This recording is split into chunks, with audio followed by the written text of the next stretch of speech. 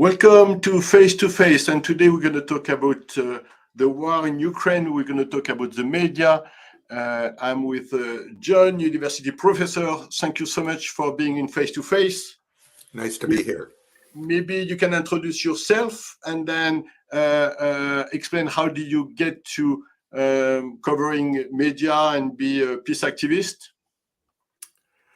Well, okay, very briefly, I started out as an MD, but I never practiced medicine. I was a scientist. I taught in a medical school in Massachusetts, but at lifelong, I grew up in the Vietnam era, and the government was basically trying to kill me by sending me off to Vietnam. So I took notice, and it changed my view of the world. And since then, I've been an activist for peace and a genuine, I guess I can call myself a man of the left for single payer healthcare, and active in organizations like Physicians for a National Health Program, Physicians for Social Responsibility, and along the way, all kinds of different peace organizations. So the questions of war and peace have always been a big part of my life, necessarily so. So we published two of your articles on Presenza.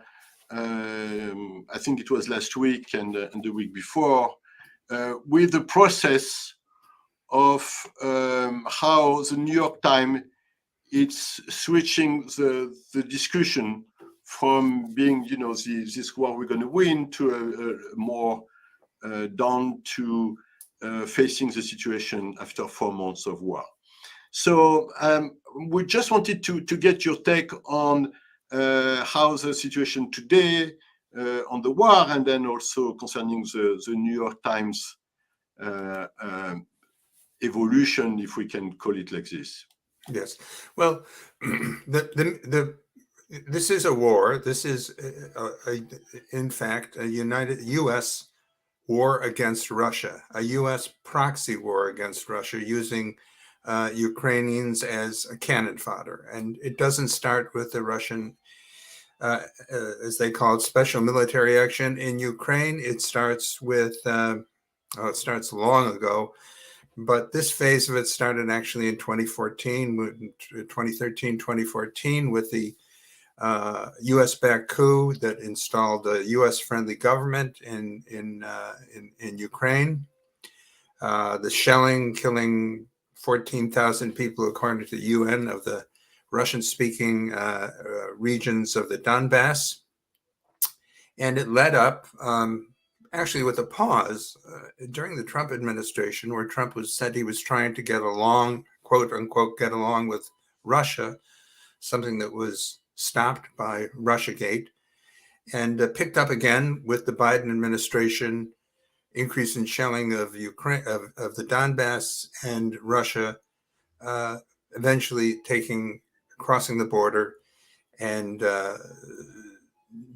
taking control of the eastern and southern regions of Ukraine. So that's where we stand. And in this war, I think there has not been, and the media coverage has been largely emotional, where they present every tragedy of war, and in war there are always tragedies, and it's not hard to see that the media is, if I may say so, playing us, toying with us to get our emotions on the side of this war, because there are many, many, many more casualties in Iraq, much worse damage. We never saw any of it. Now we see every injury, tragic injuries, tragic deaths every day, blaring across all the media. And actually, it has a dual purpose. It not only is designed to build emotional support for a war, irrational support, it's also designed to destroy optimism in a peace movement, that the other side, that Russia deserves to face a defeat and is facing a defeat. And so you should just, if you're in favor of peace, you should just give up and go home. that is a big effect. And in the articles I've written, one of the correspondence I get on them is from people who say, geez, I like the article, not because it's poetry, I wish they said that, but because I felt alone, and I didn't think there were other people out there who feel this way. And if you demoralize people, you can't build an anti-war movement. And as an example, today in the New York Times, if you look, there's a map on the front page that makes it look like the Russian advances in Ukraine have come to nothing. Now, whether you want to believe that or not, that's simply not true. There's also a report on the economic situation in which they portray, I forget exactly how they portrayed it, but what has happened is that instead of the ruble being turned to rubble, as Biden said, the ruble has appreciated to the level it was 4 years ago. It's doing very well, and as a result, the people managing the Russian economy are going to they're worried about deflation, and so they are actually cutting interest rates to stimulate the economy. They can afford to do that because the ruble is doing so well. So it's not exactly that Russia is the basket case that we portray it as, nor is it a small, irrelevant economy by PPP GDP measures, which I think are the best for measuring nation-to-nation power economically. Russia is number 6 in the world, right next to Germany. That's not what is the phrase? A gas station masquerading as a country. That's a major power. So no, that's go ahead. Sorry. That's always been the problem from the beginning of that conflict. It had always been then this war. It's the Russians are crazy, and they're gonna we're gonna swap the situation in no times, and their military it's obsolete, and so on and so forth. And that's a little bit why I'm not getting this type of focus on not finding a trajectory editorially to push for a real and stable and peace discussion, and pushing to get the real balance of power, and see then it's no one's going to win anything if the only possible output is really to get these people to talk together and I think the treaty. I think it's also important in terms of the fact that so many people have bought into the pro-war narrative. It's very important for us to understand exactly what this is all about. And I quoted, as I often do, the Wolfowitz doctrine, which was put forward by an Undersecretary of Defense, Paul Wolfowitz, in the early 90s, in which he said, and I'm going to read it here, we endeavor to prevent any hostile power from dominating a region whose resources would, under consolidated control, be sufficient to generate global power. That is, there can be no other global power than the United States. He continued, we must maintain the mechanism, he's writing from the Defense Department, we must maintain the mechanism for deterring potential competitors from even aspiring to a larger regional or global role. That's what it's all about. So there are two such aspiring countries. One is Russia and one is China. And from the beginning, this was a war. This whole thing was concocted to bring Russia down to the level or below that it was brought down in the 90s. That's what the war is all about. It's not about democracy. You cannot call Ukraine much of a democracy. It's not about defending sovereign borders. Ask the people of Iraq about that one, and when the United States says it. It is about global domination. And I want to say just one more thing about this. This thing is not new to Wolfowitz. There's a very interesting book actually called Tomorrow the World, The Birth of U.S. Global Supremacy by Stephen Wertheim of the Quincy Institute. And he traces this back, its birthplace, when the United States went from a garden variety imperial power to something much more. And that was 1941, on the eve of World War II, when the United States understood that at the end of that war, which we hadn't yet entered, all the other major industrial powers would be leveled. We, the United States, would be on top and be in a position to dominate the world. And that became policy. The Council on Foreign Relations, which was very young then, enunciated that. Time magazine, Henry Luce, called it the American century. After World War II, George Kennan, the guru of American foreign policy, again reiterated it. We must control the world. And it's been there ever since. It's there now. And if we live in a country that is trying to do that, and we have an obligation, and we know all the suffering and killing and injury and privation that go along with that, we have a big obligation to stop that. And I think one of the places we have to stop it is in Ukraine. The United States is pouring fuel on that fire by sending weapons, and we must stop that and get out of there. So I think people have to understand that context. We're not out there defending human rights or democracy. That's a cover.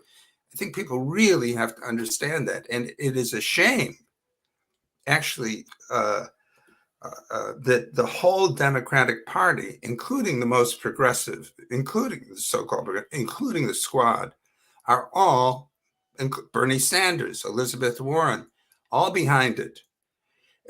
Strikingly, and this is something we should examine a lot, only 68 Republicans, all Republicans have voted against it. One might ask what the progressive movement in the United States stands for, a large chunk of it. I know. It's very worrisome. Yes, I totally agree with you, and I think it's very shame on them, because you have the war in Ukraine, but you have also the support of these politicians who are absolutely ideologically wrong. It's really, it's not just a problem of the war in Ukraine. It's, you cannot pretend that you're going to bring peace by sending $40 billion of weapon to middle of Europe, and you have the whole problem with the European community supporting the situation also, who are not helping to get the US into another ground of discussion. So it's like a combination of situation who really fuel the whole conflict and make it now for 4 months, and we are not seeing anything getting in the right direction. Yes, well, I guess, there is an old African proverb that President Duterte of the Philippines used when he was considering the U.S. Conflict with China in his neck of the woods. He said, when elephants fight, it's the grass that gets stomped on. And I think that the people of Western Europe and the people of East Asia have to realize that, because the plan of the United States is not for the United States to fight these wars. It's like World War II. Europeans will fight Europeans, Asians will fight Asians. The United States will stand back as the arsenal of democracy and emerge on top. It's a great plan. I am disturbed that the Europeans are buying into it. Yeah, and too. Yeah, and especially noxious are the Greens of Germany, who are really spearhead the most warlike of the major parties. It's quite astonishing what has happened there. I don't follow German politics at all, really, but I see that happening. and what has happened to their ideology? What is going on there, really? Yeah. They are humanitarian imperialists, as Jean Brickman might call them, but it's stunning, and I hope they No, wake but up. we know the humanitarian story comes from the capitalism mentality of you dominate the situation, you don't look at what are the political consequences of what you do, and then if something goes wrong, you send a couple of money change to look good and try to resolve the issue, but or try to attenuate the issue, because it's not the way to resolve it. So humanitarians have done this for decades, if it's not even more. But we know that it's not transforming a situation that was being created by the people who are trying to help. Yes, and I guess Scott Ritter, who has been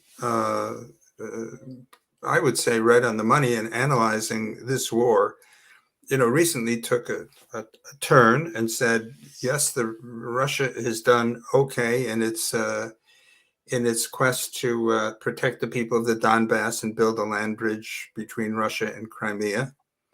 But the next phase will be something else. And if you really begin, and he said, this will no longer be a military action. This will be an all-out war, because there was Polish quote unquote volunteers are entering. We're sending 40 billion and for a total of 53 billion in aid and weapons, which is almost matches the entire defense budget of Russia for a year. This is changing into something quite different. Europe. Europe too. It's the same. It's a budget of all Europe. Military budget, so it's a lot of, and with that comes the fear that once Russia's national independence is threatened, will Russia resort to nuclear weapons? Will we resort to nuclear weapons?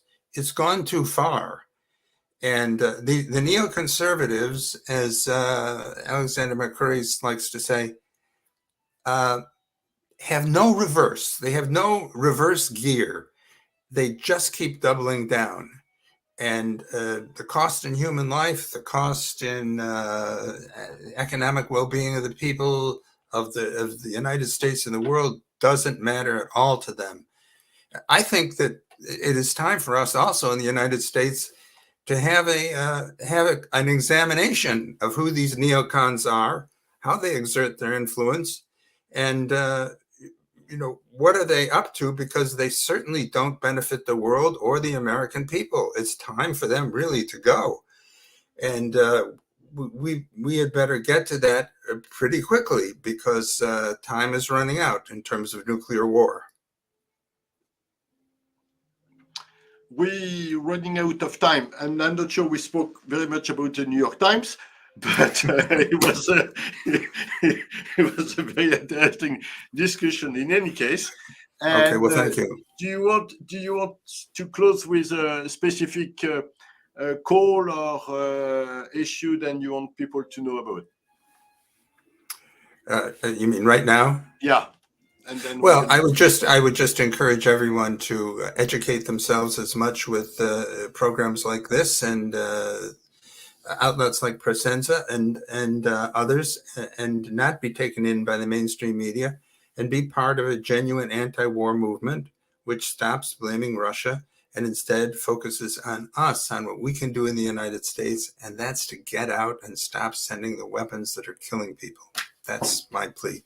And thank you for having me as a guest. You're welcome, John. It was a very pleasure. Thank you so much for the discussion. I hope you enjoy this show, and please keep watching your news on Presenza.com, and hope to see you very soon. Thank you very much. Okay. Thank you.